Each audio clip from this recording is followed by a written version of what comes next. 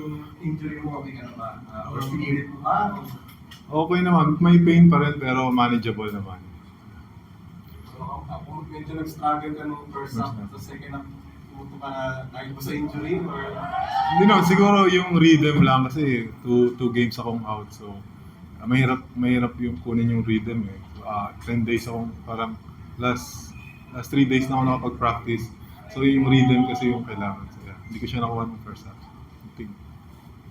Kumusta lang si Benny Super kasi parang medyo up and down yung performances in the past. Yeah, what I noticed from him, very sluggish siya, especially during practice. Maybe he's still adjusting with our weather. Dahil everybody from us, talagang akala mo meron ng mga fever. They have to adjust, and especially now, kahit kayo, mag-ingat kayo dahil the haze and that's happening because of the fire happening in the landfill na Botas, guys. It's really difficult to stay around the city, and probably there's a lot of virus going on in the air, dahil I observe a lot of teams having a lot of problem regarding the cough and flu.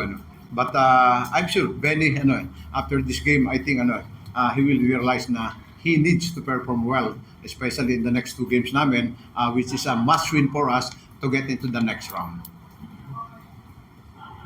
urgency ba, naramdaman mo ba yun na past days kasi after yung natalo sa top water?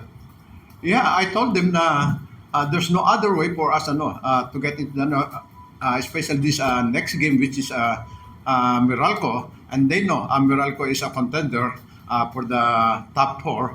So alam namin na it's really hard, but they remain focused a little bit nakita natin naman ng but the problem is our start always there. Most of our games against Rain or Shine, against NLEX come from behind kami.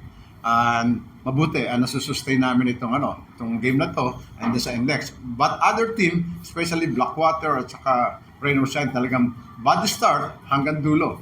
Ganyan. But we have to take care of our ball now dahil especially itong endgame, kamuntik na kaming kapusin dahil we committed a lot of turnovers na converted yun And ayun, medyo swerte lang kami ng konti. Or sasabihin ng tao yung remaining games ninyong mga dalit, like opponent, yung response mo na